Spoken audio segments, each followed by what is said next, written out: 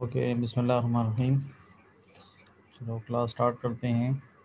So final term में हम ओसिलेटर्स पढ़ेंगे और उसके बाद हम पढ़ेंगे आईस 555 आईसी टाइमर, फिर ओपेम के बारे में हम पढ़ेंगे, ऑपरेशन एम्पलीफायर्स के जो वो हैं इन्वर्टिंग नॉन इन्वर्टिंग वो भी पढ़ेंगे।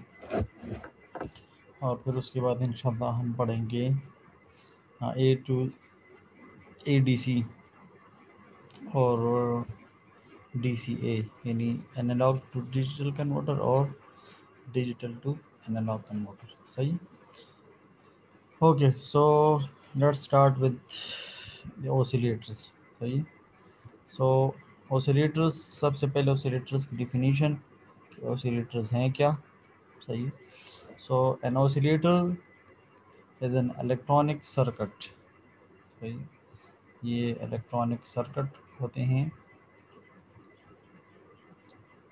और ए डिवाइस या एक डिवाइस होता है that convert DC energy into AC, जो DC को AC में कन्वर्ट करता है एट हाई फ्रिक्वेंसीज। अगर फ्रिक्वेंसीज इसकी जो है वो रिसीविंग साइड पे हाई होती है। इनपुट हमारा DC होता है, आउटपुट हमारा AC होता है। अगर AC की जो फ्रिक्वेंसी होती है वो बहुत ही हाई होती है। हाई फ्रिक्वेंसी का मतलब ये है कि 1 सेकंड में बहुत ज़्यादा साइकिल्स इसके गुजरते हैं। सो कम्युनिकेशन पर्पस के लिए भी ये यूज़ हो सकता है, क्योंकि कम्युनिकेशन में आपको पता है हाई फ्रिक्वेंसीज यूज़ होती हैं। ओके, एक तो ये हुआ। अच्छा, दूसरा ये है that produces an output waveform without any external signal source. इसमें कोई एक्सटर्नल सिग्नल सोर्स नहीं होता, यानी जिस सिग्नल को आप एम्पलीफाई कर रहे हैं बस वही भेजना होगा, ताकि अगर ये भी नहीं होगा कि वो भी DC होता है। अच्छा, ये DC होगा, इनपुट हमारा DC होगा। अच्छा, यही हम प्रोवाइड करेंगे और बाकी इसके अलावा कोई एक्सटर्नल बैटरी या सोर्स नहीं होगा। सही। बस यही होगा और इसी को एम्पलीफाई किया जाएगा और उसको साइनसॉइडल फॉर्म में लाया जाएगा। सही। अच्छा, third point is that produces repetitive waveform at the output, तो the input signal is not repetitive. अगर इनपुट सिग्नल रिपीटेटिव ना भी हो, यानी पेरियोडिक ना भी हो या रिपीटिशन उसमें ना भी हो, तब भी जो वो है ऑसिलेटर है ये क्या करेगा, रिपीटेटिव वो देगा। सही है। अच्छा, यानी इसमें अगर रिपीटेशन नहीं भी है इनपुट में तो आउटपुट रिपीटेटिव होगा। सही। Okay, so that is the third point. The fourth point is that generates carrier signal for communication purpose over long distance.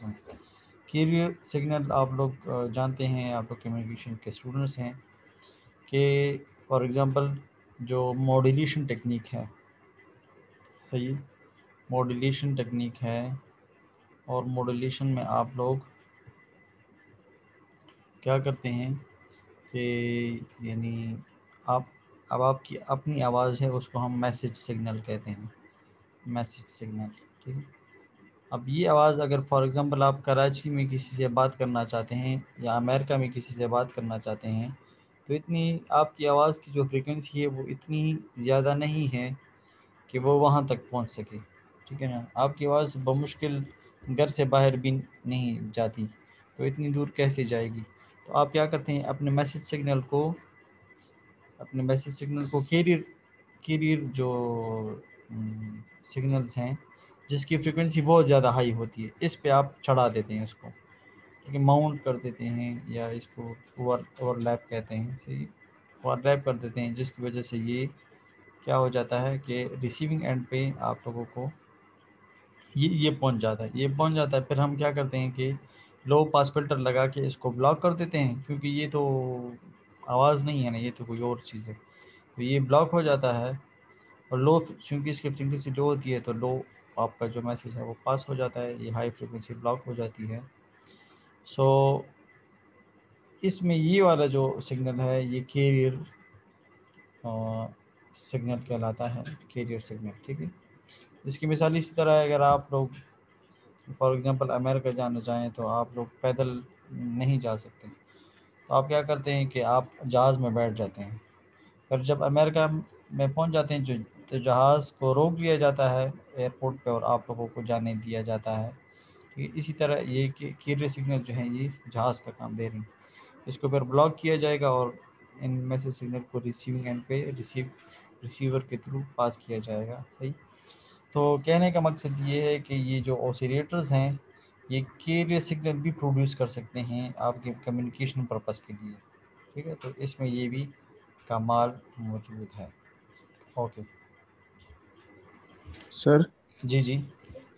Sir ये सेकंड पॉइंट में सर इसमें थोड़ा डाउट है सर, जी कि जी। आपने कहा कि इनको इनपुट की ज़रूरत नहीं होती एक्सटर्नल।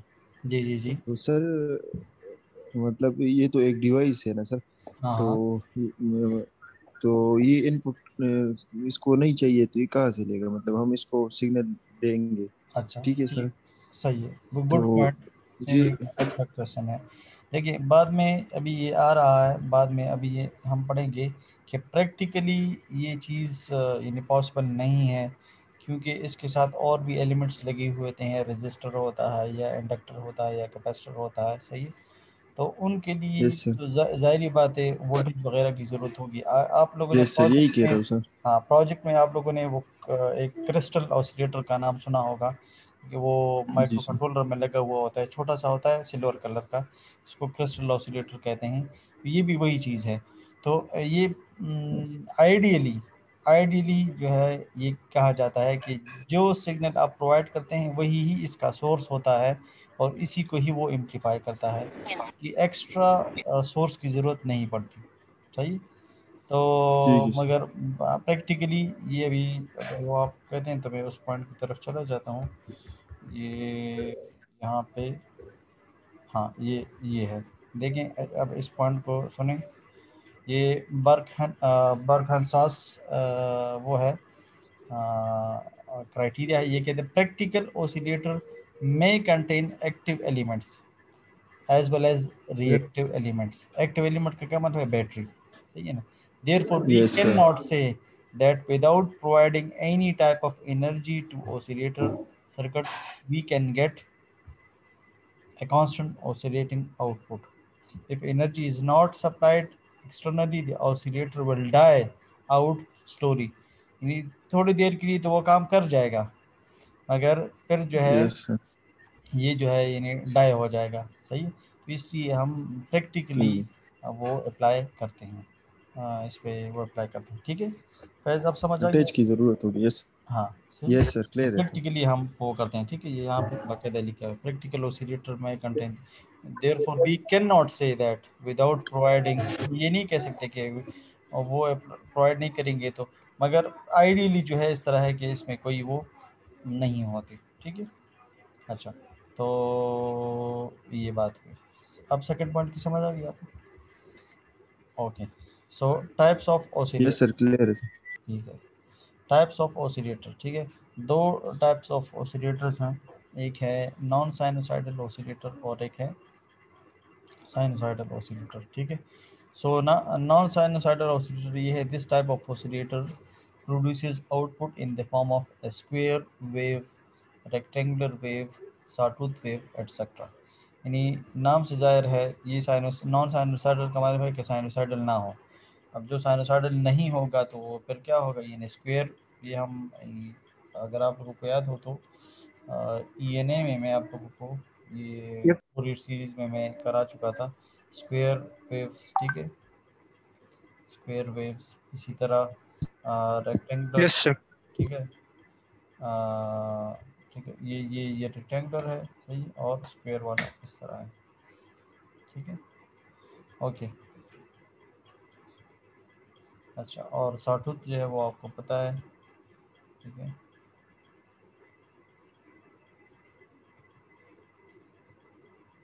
इस तरह वो ये आरी के दांतों वाला। ठीक है। सो सॉटूथ वेव ये। ठीक है। तो ये सारे नॉन साइनोसाइडल हैं। तो इन नॉन साइनोसाइडल ऑसिलेटर में नॉन साइनोसाइडल वेव फॉर्म जो है वो हम आउटपुट, उसका आउटपुट जो होता है वो नॉन साइनोसाइडल फॉर्म में होता है, सही। अच्छा, दिस टाइप ऑफ, अच्छा फिर साइनोसाइडल में this type of oscillator produce sinusoidal output wave form, सही। तो ये जो है इसके दो टाइप्स हुए। अच्छा, फिर जो साइनोसाइडल है इसके फर्दर वो हैं टाइप्स हैं, वो क्या हैं? Oscillators like RC oscillators, LC oscillator, crystal oscillator, ये सारे हैं। और ये हम हमारे कोर्स का हिस्सा ये इंशाल्लाह हम पढ़ेंगे, सही। सो आरसी ऑसिलेटर, एलसी ऑसिलेटर, ये सारे, ठीक है। आरसी में रेजिस्टर कैपेसिटर होता है, एलसी में इंडक्टर और कैपेसिटर होता है, ये ओके। एम्पलीफायर और ऑसिलेटर में क्या फ़र्क है? तो एक एम्पलीफायर में ये फ़र्क है, it is amplifier, it is a device that amplifies the input signal, so for amplification it needs some power source. अच्छा, तो वही बात कि यहाँ पे power source, it need power source, और जो ऑसिलेटर है it does not need power source ideally, सही। अच्छा, मैं नीचे आता हूँ।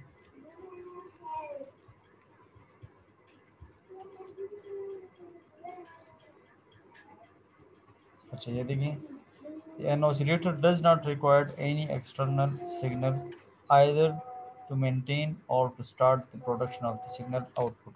Only DC source is required for the production of the output signal, सही। यानी जिस सिग्नल को आप एम्पलीफाई करना चाहते हैं सिर्फ वही ही सिग्नल होगा, और बाकी पावर सोर्सेस में नहीं होगा। यानी इसके आप यहाँ पे ब्लॉक डायग्राम देखें तो आप क्लियर हो जाएगा। ये इनपुट सिग्नल, सही है, ये एम्पलीफायर, ये आउटपुट सिग्नल, और ये डीसी पावर सोर्स, सही। और अगर आप इसको देखें तो इसमें डी ऑसिलेटर, ये ओ ऑब्लिक सी, ये जो है ऑसिलेटर को ऑसिलेटर, ठीक है, डीसी पावर सोर्स और आउटपुट। ये जो पावर सोर्स ये असल में इसलिए हम दे रहे हैं कि इसी को एम्पलीफाई किया जाएगा, तो ये असल में इनपुट का काम कर रहा है, सही है ना।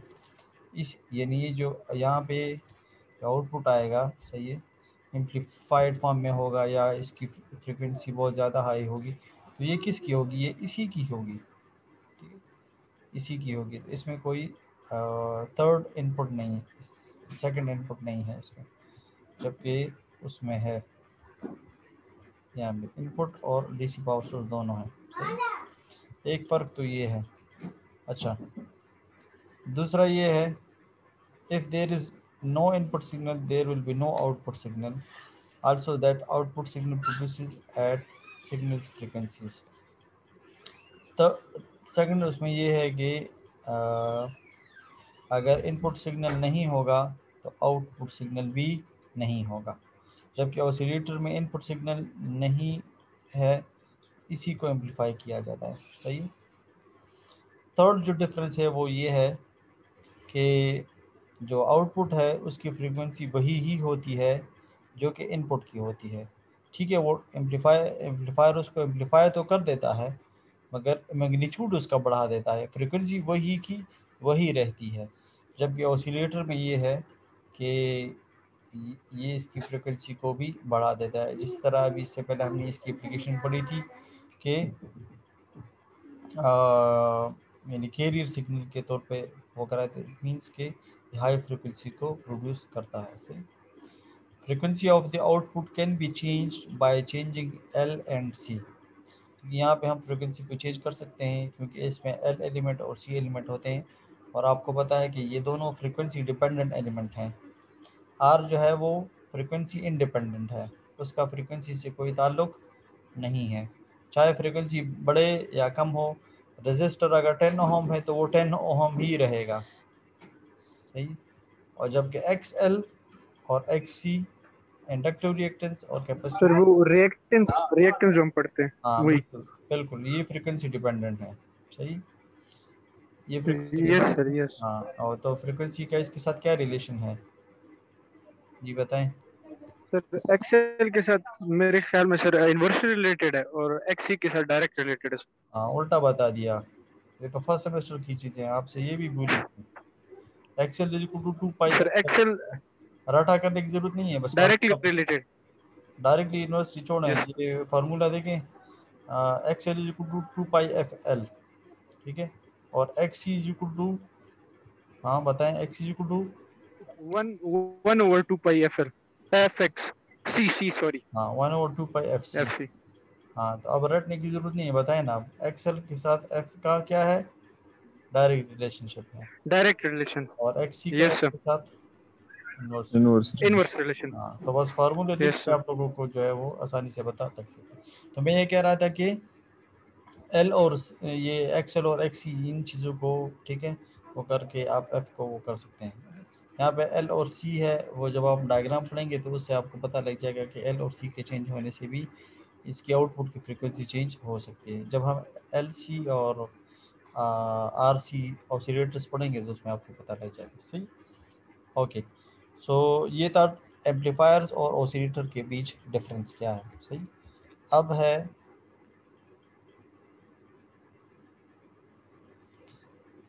इसके लिए कुछ इक्वेशन पढ़ते हैं हम। सही, ये इक्वेशन आप लोग ऑलरेडी उसमें पढ़ चुके हैं, ओपन लूप गेन में, ठीक है। एक क्लोज लूप गेन था और एक ओपन लूप गेन था। ओपन लूप गेन उसे कहते हैं जिसमें फीडबैक नहीं होता, और क्लोज लूप गेन उसे कहते हैं जिसमें फीडबैक होता है। ठीक? तो विदाउट फीडबैक जो गेन था उसको हम ए बी से रिप्रेजेंट करते थे, और जो क्लोज लूप था उसको हम बीटा से। सही, so loop gain is equal to X F over X I, यानी आपको पता है आउटपुट उसका जो है यानी एक्स एफ होता था और इनपुट उसका एक्स आई होता था। ठीक है, so for negative feedback x f is equal to minus x f, यहाँ पे अब माइनस हो गया, फिर नेगेटिव फीडबैक के लिए, पॉजिटिव फीडबैक के लिए ये पॉजिटिव होता है। अच्छा, तो आपको पता है फार्मूला क्या है, minus A B x i, already हम प्रूव कर चुके हैं। Borrowing the concept from the feedback का मतलब है कि ये आप वहाँ से बारो करें, ये ऑलरेडी पिछले चैप्टर्स में गुजर चुका है। सही, ओके। तो लूप गेन एक्स एफ और एक्स आई है, तो एक्स एफ की बजाय ये लिख लें, क्योंकि ये चीज़ एक्स एफ के बराबर है, तो इसके बजाय ये लिख लें। तो माइनस ए बीटा एक्स आई, और एक्स आई तो यहाँ का अपन पहले से है ये वाला, तो ये वाला एक्स आई इस एक्स आई के साथ कैंसिल हो जाता है, तो लूप गेन का फार्मूला आ जाएगा क्रिस्टल ऑसिलेटर के लिए, वो होगा minus A beta. Now if we are able to set a condition that, अगर ये कंडीशन हम रख दें कि एस एक्स एफ और एक्स आई दोनों की वैल्यू सेम होगी, ठीक है। एक्स जो है वो क्या है आपको पता है, वो उसका रिएक्टेंस है। सही, इम्पेडेंस है।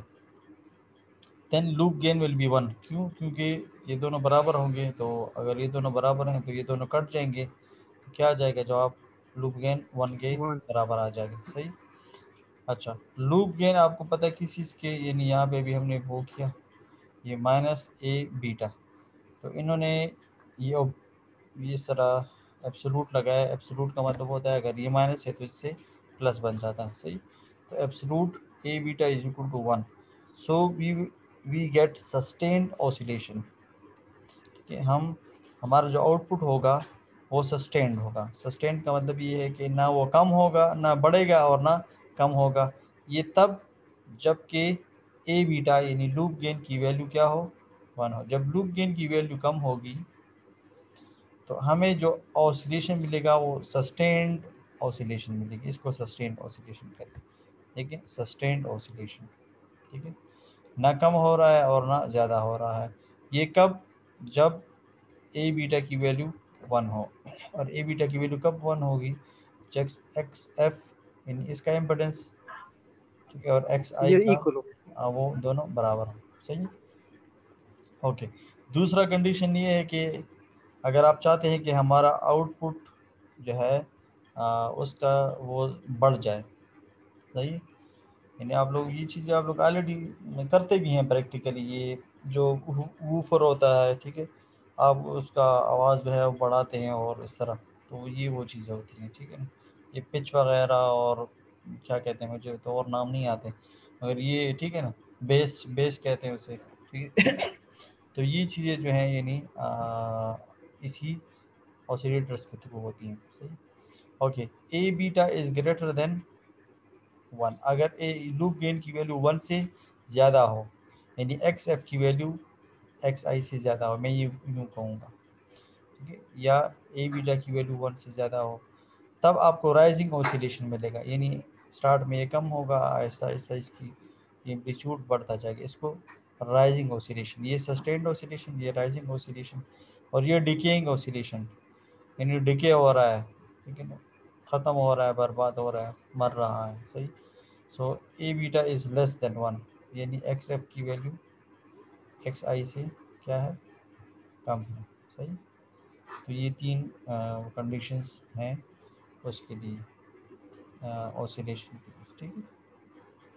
अच्छा, अब ये तो था नेगेटिव फीडबैक के लिए, अब पॉजिटिव फीडबैक के लिए पढ़ते हैं। In positive feedback, the feedback network itself introduces another phase shift of 180 degree. Positive feedback का जो आउटपुट होता है वो इनपुट के हिसाब से 180 डिग्री होता है, यानी अगर फीडबैक की बात हो रही है, ठीक है ना। ये ओपन लूप गेन है, अगर आप लोगों को डायग्राम याद हो तो, ठीक है। ये है आउटपुट, ये है इनपुट। अच्छा, कौन बताएगा ये वाला ब्लॉक क्या है और ये वाला ब्लॉक क्या है?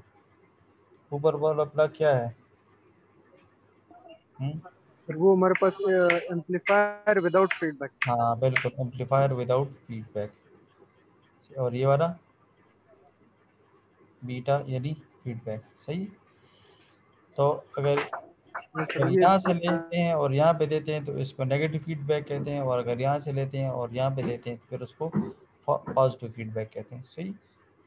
तो ये कह रहे हैं कि जो पॉजिटिव फीडबैक है इसमें ये कमाल है कि जो इनपुट आता है ना, इनपुट अगर ये है, सही, तो ये वाला जो है इसका उल्टा होता है, 180 डिग्री फेस शिफ्ट करता है, ठीक है। सो यहाँ पे ये डायग्राम दिया भी है इन्होंने। अच्छा, तो क्या होता है कि एक phase shift common emitter configuration, अगर आप लोगों को याद हो तो कॉमन 3 किस्म की कन्फिगरेशन है, ठीक है, एम्पलीफायर्स के, एक कॉमन एमिटर, एक कॉमन बेस और एक कॉमन कलेक्टर, सही। So common common base, common collector. Base, हाँ, कॉमन कलेक्टर और कॉमन एमिटर, ये 3 कन्फिगरेशंस हैं। इसमें ये वाला जो है इसको जब भी हम इनपुट देते हैं, ठीक है, तो इसका जो आउटपुट होता है वो इनपुट के हिसाब से 180 डिग्री फेस शिफ्ट करता है, ये इसमें अपना कमाल है, सही। ओके, सो और इसमें ये नहीं है, इन दोनों का फेस शिफ्ट वही ही होता है आउटपुट का जो कि इनपुट का होता है, अगर इसमें ये है। अच्छा, अब ये कह रहे हैं कि अगर आप ऑसिलेटर को कॉमन एम्पलीफायर से बनाएं तो एक तो पॉजिटिव फीडबैक की वजह से अगर मैं इनपुट दूंगा तो पॉजिटिव फीडबैक की वजह से ये 180 डिग्री फेस शिफ्ट कर देगा, उल्टा कर देगा इसको, that is due to positive feedback. अच्छा, दूसरा ये कि अगर कॉमन एमिटर से बना हुआ है तो इसके में भी ये कमाल है, जो भी इसको देता है वो उसका उल्टा कर देता है, तो अगर ये इसको इस तरह मिलेगा तो ये वापस सीधा हो जाएगा, यानी 2 दफ़ा फेस शिफ्ट। तो 1 phase shift is because of the positive feedback and other phase shift is because of the common emitter amplifier. लेकिन दोबारा देखें इस जुमले को, in positive feedback the feedback network itself introduces another phase shift of 180 degree. It should be remembered that common emitter amplifier also provides a phase shift of 180 degree. Hence, overall phase shift is 180 degree plus 180 degree is equal to 360 degree, और 360 degree का मतलब है कि कोई phase shift हुआ ही नहीं है, यानी अगर इनपुट इस तरह है तो आउटपुट भी इसी तरह 3 डिग्री फेज शिफ्ट यहाँ पे मैं कर चुका हूँ, ठीक है। एक दफ़ा 180 डिग्री फेज शिफ्ट किया, फिर दोबारा 180 डिग्री फेज शिफ्ट किया, तो जब किया तो ये दोनों बराबर हो गए, ठीक है ना, वापस भी सीधा बन जाता है। तो 360 डिग्री फेज शिफ्ट का मतलब है यानी फेज शिफ्ट रूल हुआ ही नहीं है, ठीक है ना। Okay, so shifting a signal 360 degree is the same as not shifting it at all. Therefore, the feedback signal is in phase. ये एक आउट ऑफ फेज होता है और एक इन फेज होता है।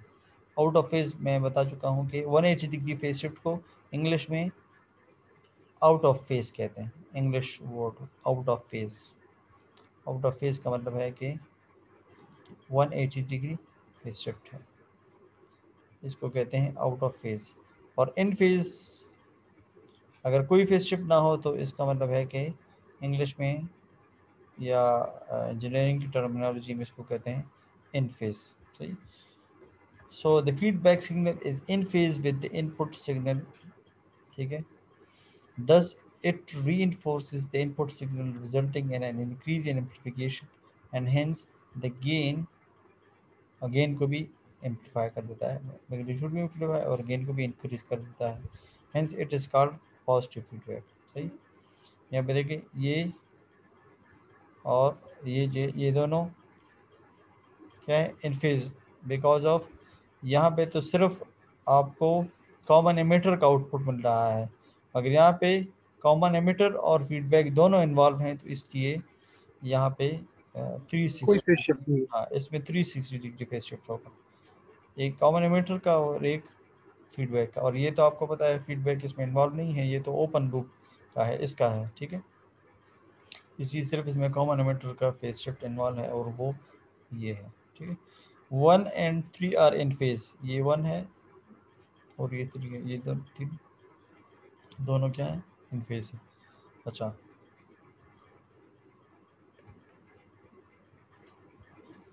ओके, बर्कहाउसन क्राइटेरिया क्या कहता है कि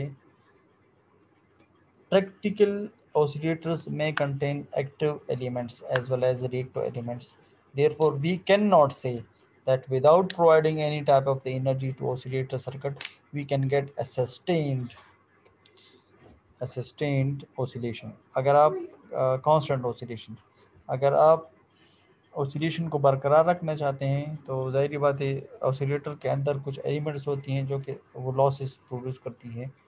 तो प्रैक्टिकली आप लोग ये नहीं कह सकते कि आप बिल्कुल कुछ प्रोवाइड करेंगे ही नहीं एक्सटर्नल एक्टिव एलिमेंट और आप कांस्टेंट, ठीक है स्टार्ट तो वो ले लेगा, ठीक है, और कुछ देर वो चल जाएगा, मगर फिर लॉसेस की वजह से वो अपनी मोशन को बरकरार नहीं रख पाएगा और वो आउटपुट आपको ज़ीरो देगा, फिर आपको आउटपुट नहीं देगा। तो इसलिए आप लोगों ने कुछ ना कुछ रिएक्टिव एलिमेंट्स को चलाने के लिए एक्टिव एलिमेंट्स यानी पावर सोर्स का सहारा लेना होगा, सही। If energy is not supplied externally, अगर आपने कोई एनर्जी सप्लाई नहीं की एक्सटर्नली, तो oscillator will die out slowly, आखिरकार वो स्लोली डाई आउट हो जाएगा। Thus, to design a practical oscillator, we have to supply energy which is equal to the energy dissipated in one cycle of oscillation. एक cycle में जितनी dissipation होती है, loss होता है, तो उसके बराबर आप लोगों ने उतना प्रोवाइड करना होगा, सही है ना। ताकि वो लॉसेस जो हैं, ये डिके क्यों होता है, डाई आउट क्यों होता है, क्योंकि लॉसेस होती हैं।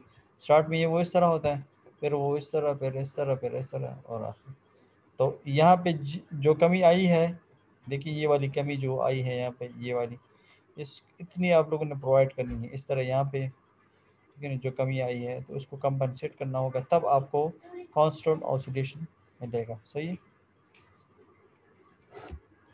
अच्छा, फिर क्या कह रहे हैं, the active elements FETs या transistors, feedback amplifier introduces a voltage gain while the feedback network itself introduces a voltage loss. In other words, AV of the amplifier is greater than 1 while beta of the amplifier is less than 1, ठीक है। एक जो है खुद gain produce करता है, दूसरा उसको लॉस करता है। तो इस वजह से जो ऊपर वाला है, यानी जो दो ब्लॉक्स होती हैं ना, उनके पास एक एक ये ए बी, ठीक है, और ये नीचे वाला है बीटा, ठीक है। तो ये जो ए बी है ये ग्रेटर देन 1 होता है, और जो बीटा है वो लेस देन 1 होता है। और अभी हमने जो गेन पढ़ा है वो क्या था, ए बीटा, सही। तो अगर ये ग्रेटर देन 1 है, ये लेस देन 1 है, तो सस्टेन्ड आउटपुट के लिए या कांस्टेंट आउटपुट के लिए इन दोनों की वैल्यू, इन दोनों का प्रोडक्ट 1 के बराबर आना चाहिए। यानी अगर एक में कमी है दूसरे में जाती है तो वो पूरी होनी चाहिए, सही। ओके, सो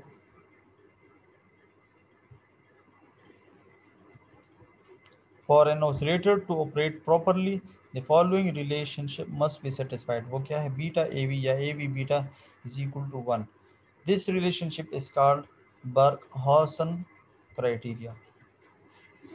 बर्कहॉसन क्राइटेरिया ये कहता है कि अगर आपने कांस्टेंट ऑसिलेशन रखना है तो ऑसिलेशन आउटपुट को प्रोड्यूस करने के दौरान जितने भी लॉसेस आ रहे हैं उसको कंपनसेट करना होगा, और आपने हर साइकिल में ए वी बीटा की वैल्यू 1 के बराबर रखनी, इन दोनों का प्रोडक्ट 1 के बराबर रखना है। यानी बीटा जितना 1 से कम होगा, ए वी उतना ज़्यादा हो तो काम चल जाएगा, सही। यानी अगर ये 0.9 बनता है, तो अगर ये 0.9 बनता है यानी थोड़ा कम होता है, तो ये 1 से उतना ज़्यादा हो, 1.1 हो, ताकि यानी प्रोडक्ट उसका सम नहीं बल्कि प्रोडक्ट इन दोनों का सेम आना चाहिए, सही। Okay, the result of not following this criteria are if a b beta is less than 1। अच्छा, अगर कोई कहेगा कि a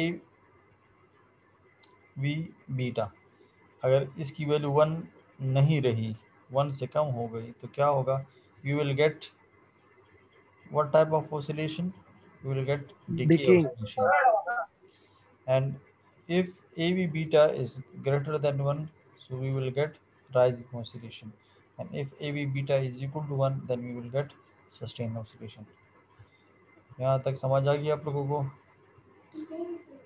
फाइनल टर्म का जो Yes, sir. वर्क है वो मिड टर्म से आसान इस वजह से है कि इसमें ज़्यादा वो थ्योरेटिकल या वो प्रूफ्स वगैरह नहीं है, सही। इसमें जो है यानी ये इस तरह थ्योरी है और कंसेप्ट्स हैं, तो बस आप लोगों ने इनको देखना होगा, सही। Note: it should be noted that due to temperature variation or replacement of the circuit element can cause slight increase or decrease in the value of A beta. So practically it is suitable if the value of A beta is made permanently greater than 1। यानी अगर आपने sustained oscillation भी produce करना है तो वैसे तो ए beta की वैल्यू सस्टेन्ड ऑसिलेशन के लिए क्या होनी चाहिए, ये बताएं। 1 के 1, बराबर। हाँ, 1 होनी चाहिए। मगर फिर भी आप लोगों ने ए बीटा की वैल्यू थोड़ा सा 1 से ज़्यादा रखना होगा, स्लाइटली स्लाइटली 1 से ज़्यादा रखना होगा, ताकि वो जो टेम्परेचर वेरिएशंस की वजह से जो लॉस आ रहा है वो कंपनसेट हो जाए, और ए बीटा की वैल्यू जो है वो लॉसेस के बाद अगर वो फिर खुद ब खुद 1 हो जाएगी, सही। इसमें यानी वो टेम्परेचर की वजह से जो वेरिएशंस आ रही थी तो वो कंपनसेट हो जाएंगे, सही। सो ये था ऑसिलेटर्स के बारे में। अब फिर उसके बाद हम जो है यानी आरसी ऑसिलेटर्स हैं, सही। ये आरसी ऑसिलेटर, ठीक है। इसमें आप देखेंगे तो आर और सी एलिमेंट्स इस्तेमाल हो रहे हैं, तो इसलिए इसको आरसी ऑसिलेटर कहते हैं।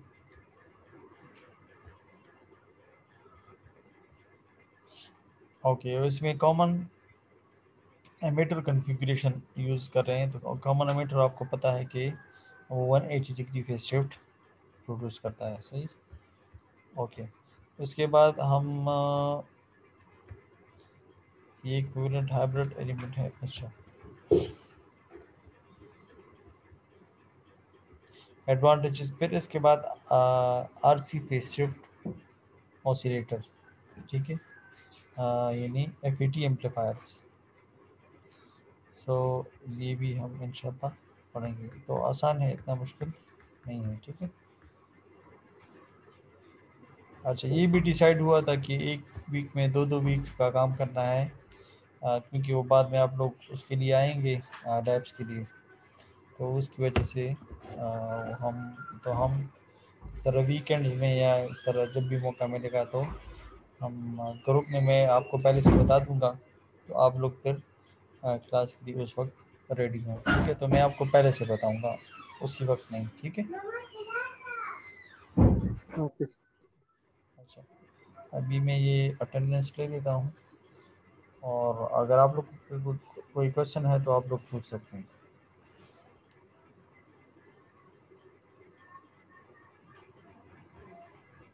सर अभी तो नहीं है सर, ये कल देख के फिर अगर कोई क्वेश्चन हो तो आप सर अब ओके, चलो सही है, ठीक है।